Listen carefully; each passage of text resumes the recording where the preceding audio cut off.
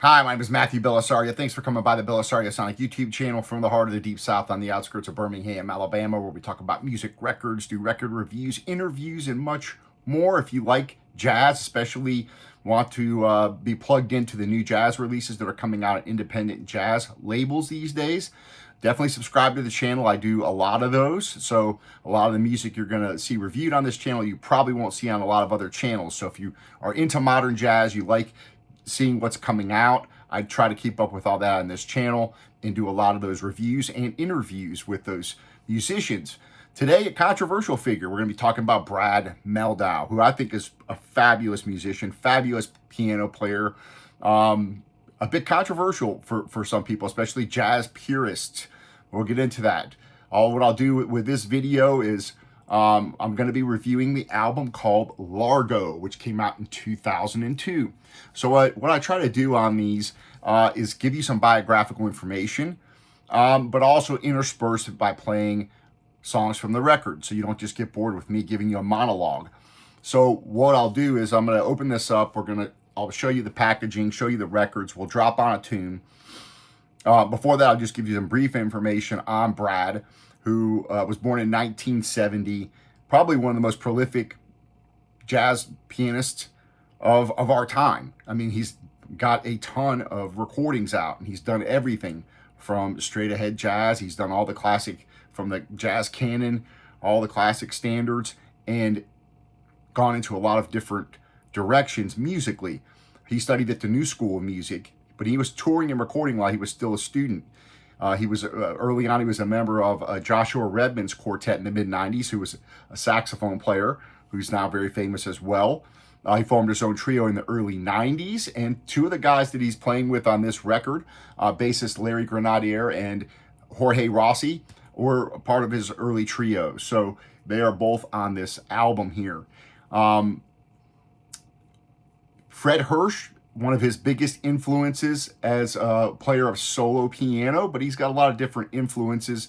But you know, one thing about Brad is, you know, we always like to categorize people into you're a jazz pianist, you're this kind of musician, you're that. And that largely is the record companies that just have to have a way to market people. So they like to put people in boxes. Now, there's nothing wrong with musicians that like to stick with a certain type of music. They like to do it. That's what they love doing. With some musicians, they like to go in different directions, and Brad is one of those guys. So although he's publicly referred to as a jazz pianist, he often steps outside of jazz. And he includes pop music, rock, fusion, world music, classical music. You know, he's not only covered all the classic canon of jazz standards, which he's done for years, but he's also composed his own songs and made what I consider to be kind of modern standards, because he's done awesome versions of Beatles tunes that don't sound cheesy, right? You know, back in the 80s, you always heard all these little piano things of a melody of a Beatles tune in the elevator or something like that. Well, he took it in a completely different direction, to where in one of those tunes, Dear Prudence, is on this record, which is brilliant in my opinion. So, you know, he also has this playing style where he's playing a melody on each hand. He's playing one melody and he's playing another melody at the same time. And that's one of the really the central features of his playing, I think, is like this improvised type of playing on one hand and the other, and counterpoint and things like that. He's released over 50 albums as a leader, and if not that many or more as a sideman. So he's done a lot of stuff. One thing with a musician like this, for me, is when you get the album, you listen to it for what it is, not what you think it should sound like. That's one of these kind of musicians, I think, that that's why I really appreciate him as well, because you never know what he's going to do. And I like that. You know, there's something to be said for a musician that puts out kind of the same type of things. You can kind of know what to expect. But at the same time, I like the guys that like to mix it up and step outside and do different things. So, all right, enough talking. Let me go ahead and open this up and let's have a listen. I'm going to try to get this hype sticker off of here so that I can re-stick it on the other sleeve that it's going to go in. And sometimes that is met with mixed success trying to get these off of here. All right, we got it off. There's your hype sticker. Now this album, for jazz purists, this is one of the first ones that he kind of stepped outside of the box on, okay? So if you're expecting it just to be straight ahead jazz, and it's, you know, you're probably going to be disappointed. But if you sit back and let the album speak for what it is and kind of not think, you know, sometimes it's better to just sit back, open up the record and play it, and not go from what the previous record sounded like, especially with a guy like him. So here we go. Let's open this up. Let's take a look. I'll give you guys a first look at the gatefold here. I've been listening to this in my car over the past few weeks, on and off. I really like it. Very modern sounding. So let's go ahead and take this out, and I'll clean off the album. We're going to drop it on. So here we go. You got a inner sleeve here. It's separate from what the record is in. The record itself is in an actual anti-static sleeve. So that's pretty cool. And then you've got this insert. It's not really a sleeve. It's a fold-out insert.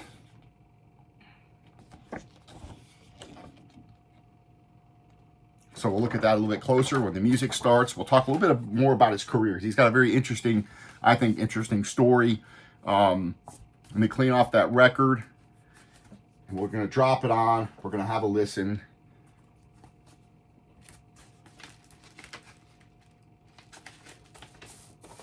So he was born in Jacksonville, lived in Georgia for a while, and then his family moved to New Hampshire.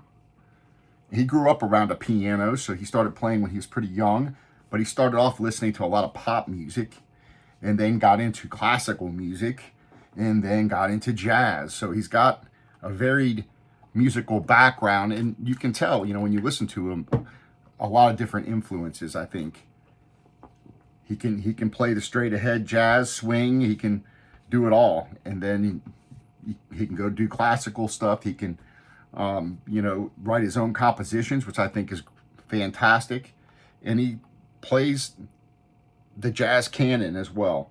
All right, side A, let's drop this on. We're going to let's just listen to the first song off the first album, called When It Rains. All right, let's see how she sounds.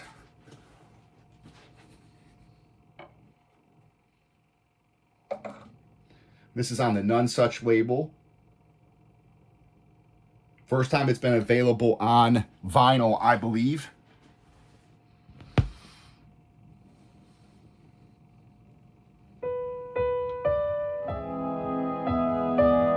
think it's just a beautiful record.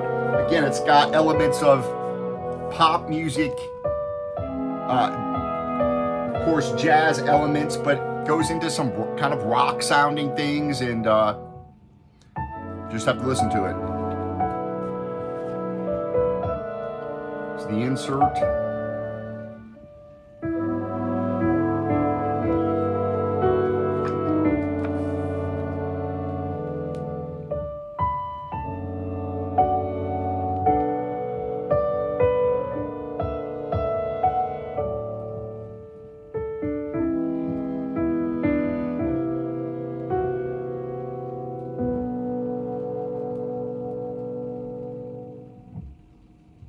It was produced by John Bryan.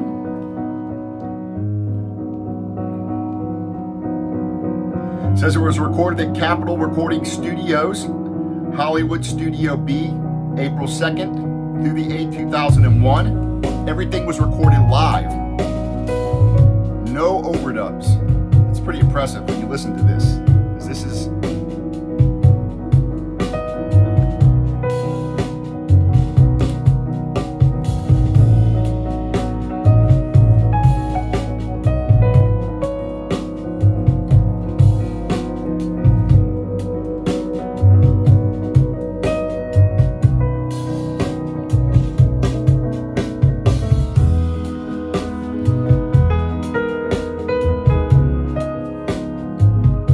different moods on this record too.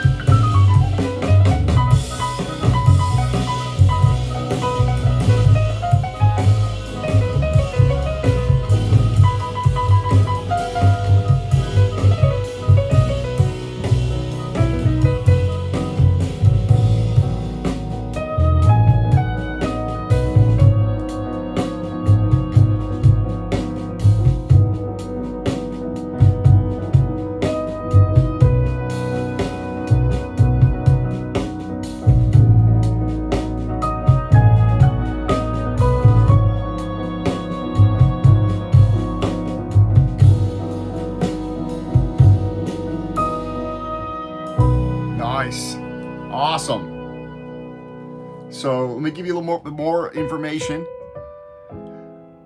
about Brad, and then we'll move on to another tune on the other side of the record. But he lived in several places.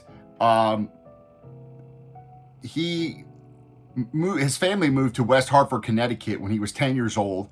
Up until that point, he had played just piano, pop tunes, things like that, exercises from books, things like that. Then he was introduced to a new piano teacher who got him involved in classical music for a few years. And so he really got into classical music. But then when he was 14, he started listening to jazz. And he really got into Coltrane, and Oscar Peterson was a big influence. And then Keith Jarrett really was what pulled him in and really inspired him, if you will. He attended William H. Hall High School. He played in a concert jazz band there, began transcribing jazz solos. In his junior year at the school, he won Berklee's College of Music's Best All-Around Musician Award for school students. So let me go ahead and we'll listen to another tune, and I'll give you a little more information. You could write, of course, there's a whole biography, which I have of him that I'm reading. You can really go down a rabbit hole going through his career and everything. So I'm trying to keep it light and hit the highlights. So let me go ahead and flip it over. We're going to listen to the first track on the other side. Or should we listen to Paranoid Android? Maybe we'll listen to that. Let me flip it over. Just a lot of cool music on this. Again, yes, there's a lot of jazz type of playing on here, but this goes way beyond jazz. Let's go to Paranoid Android, which is the second tune on this second side, and let's take a listen to that. It's pretty cool. Something different. I mean, that's what I love about musicians like Brad, is just their creativity. They're always going in different places, and I like that kind of thing with certain musicians, and I think that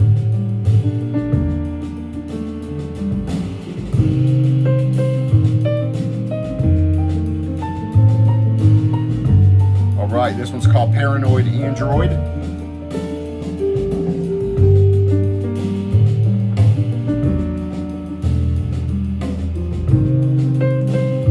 And he's got different players playing on different tunes. But again, it's all live recordings. And here it has all the who's playing on the tunes and all that good stuff here on the insert.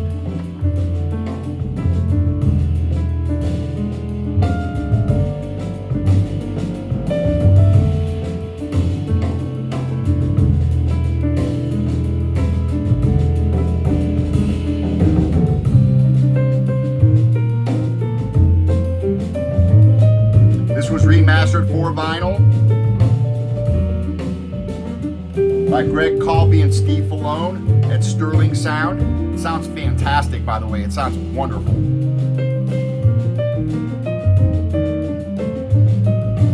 Drums sound fantastic. The piano, very warm, full sounding.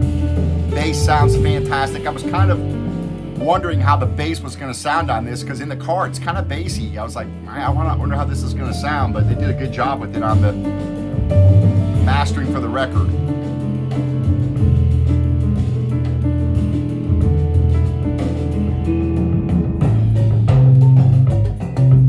Drums sound fantastic. Really have nice resonance off of them. Got some nice depth and warmth. This is wonderful sounding.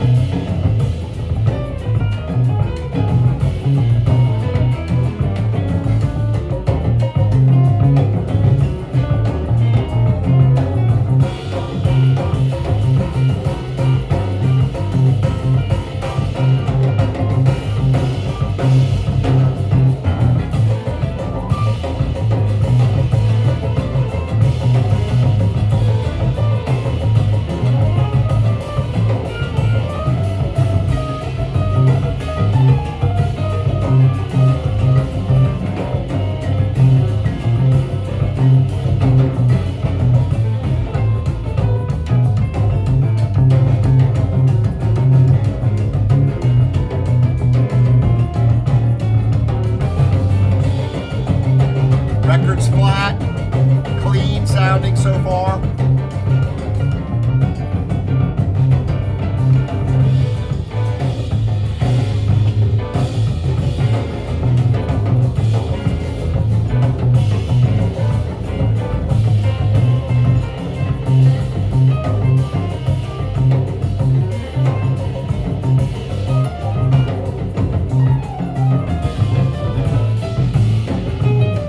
Some intense playing.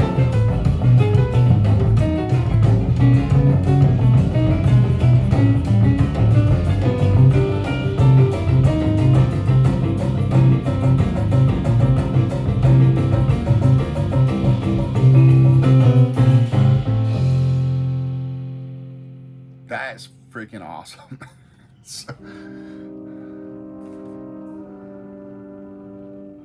So here it kind of gets mellows out. Great dynamics on this album as well. Again, I've been listening to it in my car and really been enjoying it. But it's the first time I've heard it on record, and it sounds fantastic.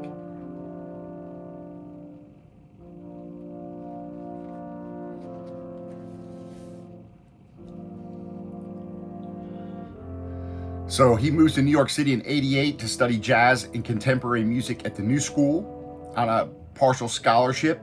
That's where he studied with Fred Hirsch, Junior Mance, and Kenny Werner, and drummer Jimmy Cobb.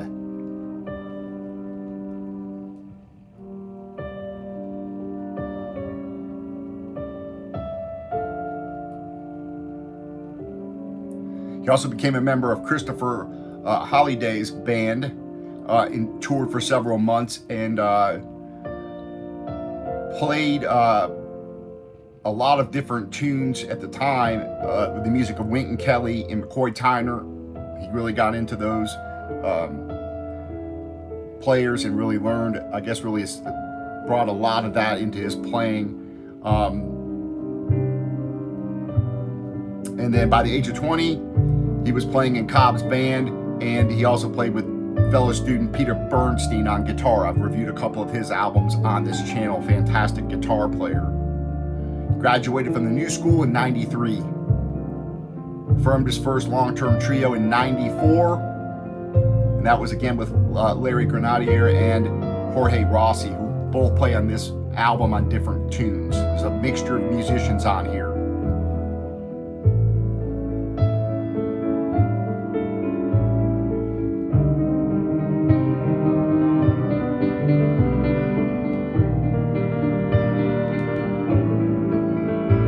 First album was with Warner, I believe in '95.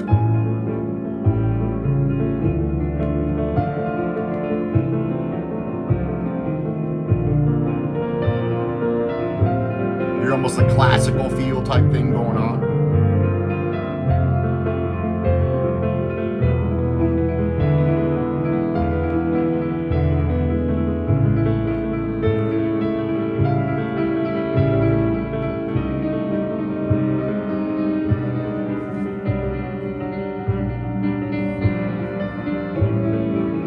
Nice packaging, pretty decent card stock.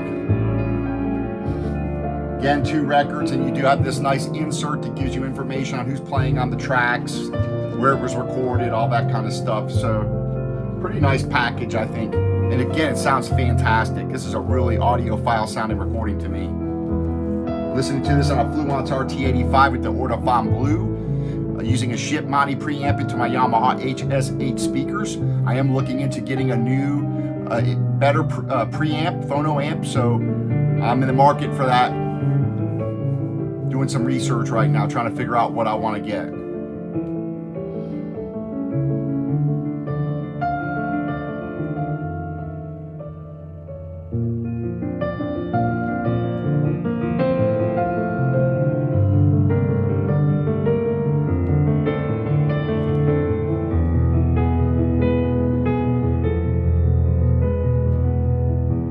So really, this album's like a musical journey. I mean, you go through a lot of different moods on this record. A lot of brilliant playing by everybody.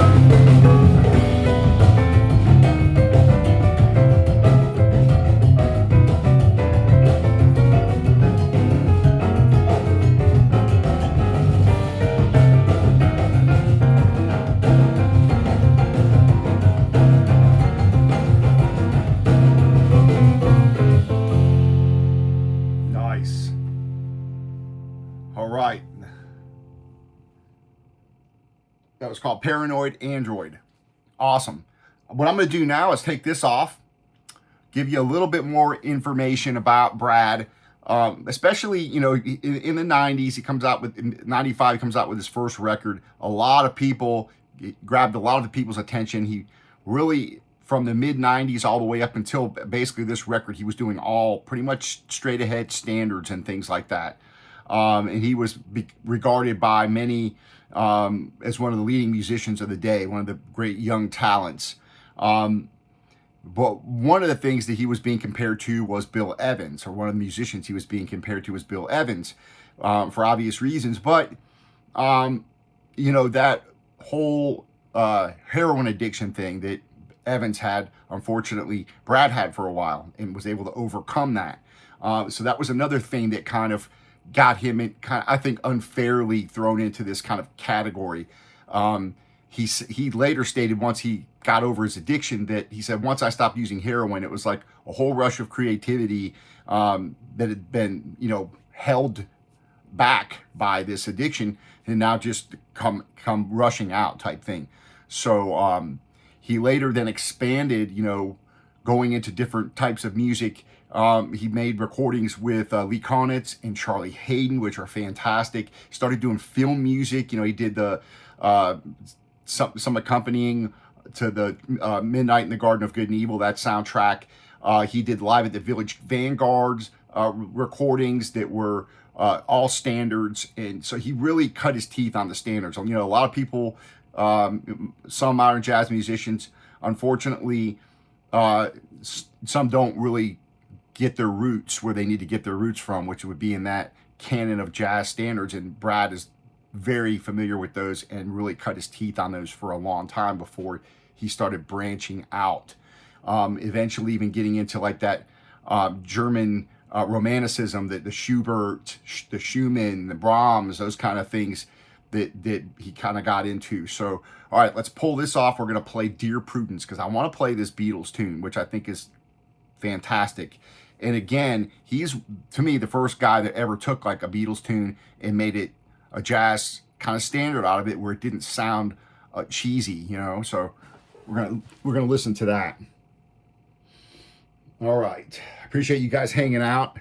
I know I can be long-winded sometimes, but I love talking music and talking about these incredible musicians, and I love learning about some of the background to these records, and so I just try to share that with you guys, hopefully not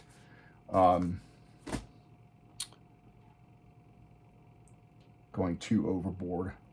All right, let's listen to Dear Prudence. Almost 5.5 minute version, but to me, you listen to this, and to me, this is just genius, in my opinion. All right.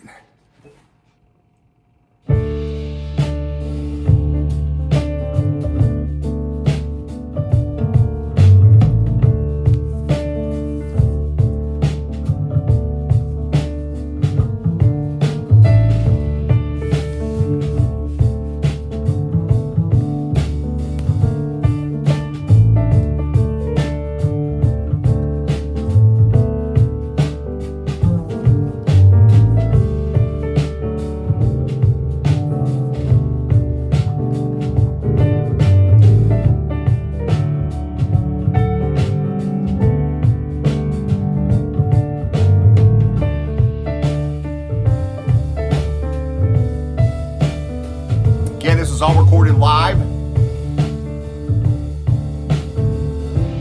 Capitol Recording Studios.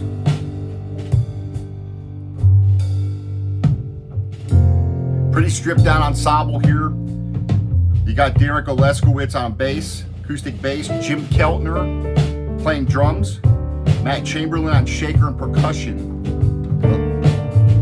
Just listen to this, I mean,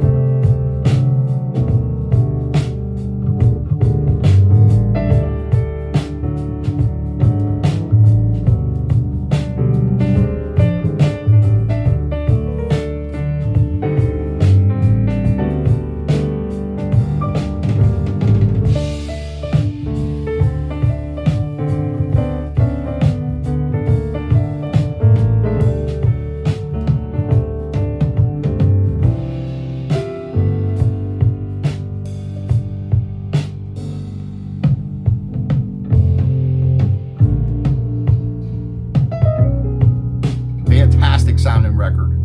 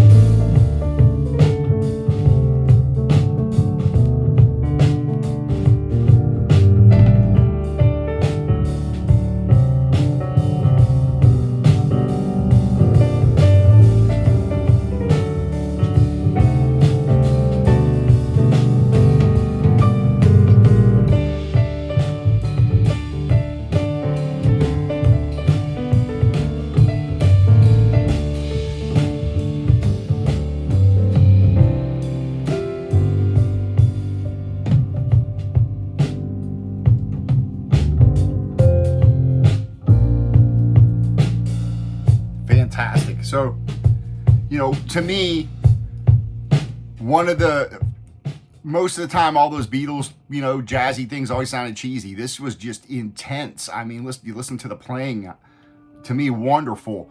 So we're going to play one more tune before we close out the video. Again, I appreciate you guys hanging out, listening to this fantastic album with me. This is wonderful. It sounds fantastic.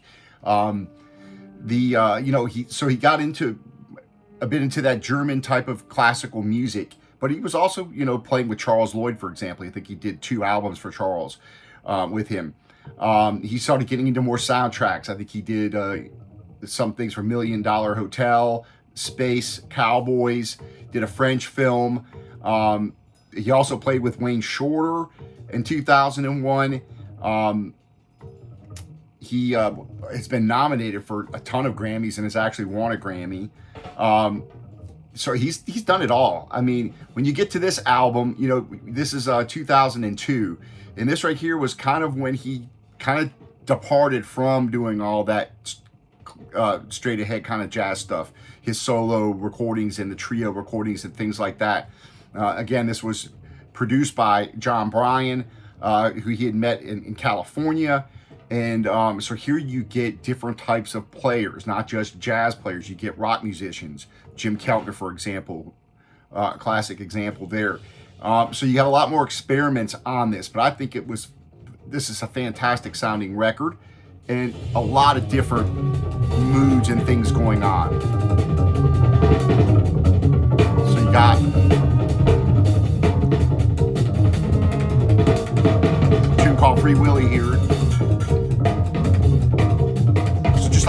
stuff. I'm gonna flip it over. We're gonna listen to Alvarado to close out the video. So, but I think, you know, when you try to pigeonhole certain artists, you know, oh, I don't want them to change, or oh, they shouldn't be able to go play other things. You know, I don't think that that's fair, and and that's not saying that the musicians who do stick to particular type of straight ahead jazz, there's anything wrong with that. I like that too. But I do think that musicians like Brad, I think you have to sit back and kind of take these records as they come at you for what they are and for wherever he is at that particular point. So let's flip it over. Let's listen to another tune off the side 4. Again, 2 records here. First time put on vinyl. Sounds fantastic. They did a really good job on this. Flat pressings, pretty quiet. I've heard a couple little crackles here and there, but nothing crazy. It's been a pretty good pressing, and it sounds fantastic. Great warmth, depth.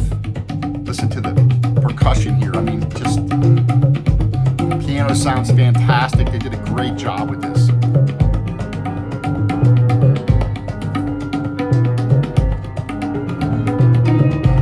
This one's called Alvarado.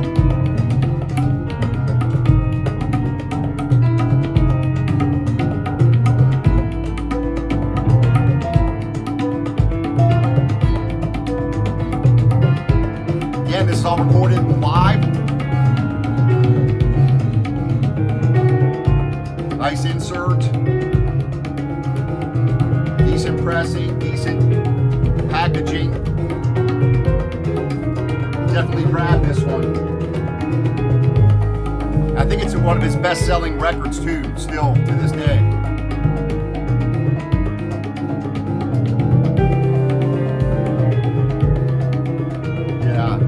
Love it. Great album.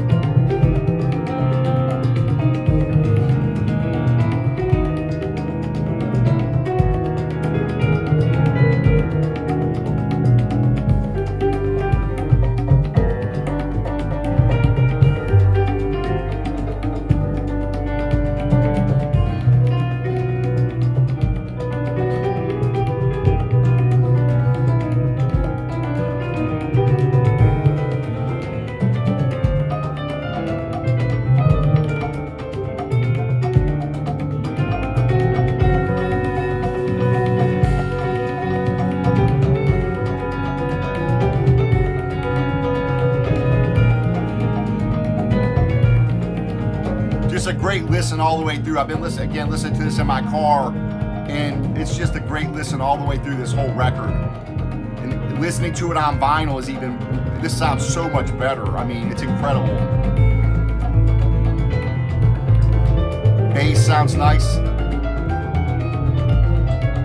Wow. Nice tonal balance between your highs, your mids, your lows. Sounds wonderful.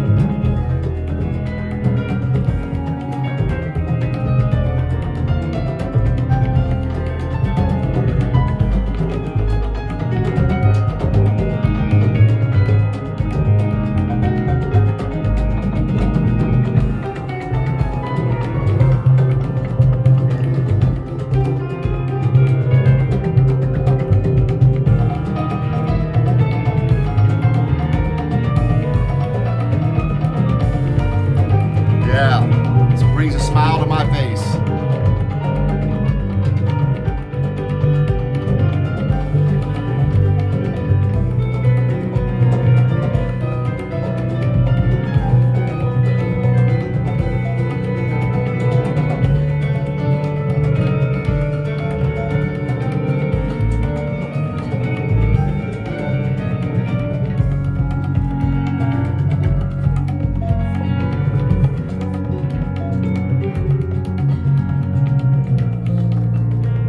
All right, folks, appreciate you hanging out with me.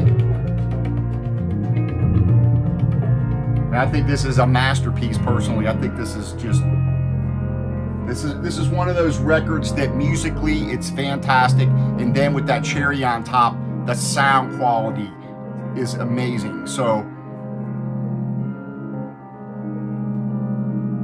Wonderful. All right, folks. Happy listening. We'll talk to you later on. Stay tuned for more reviews. A lot of new stuff coming up. So take care. We'll see you soon.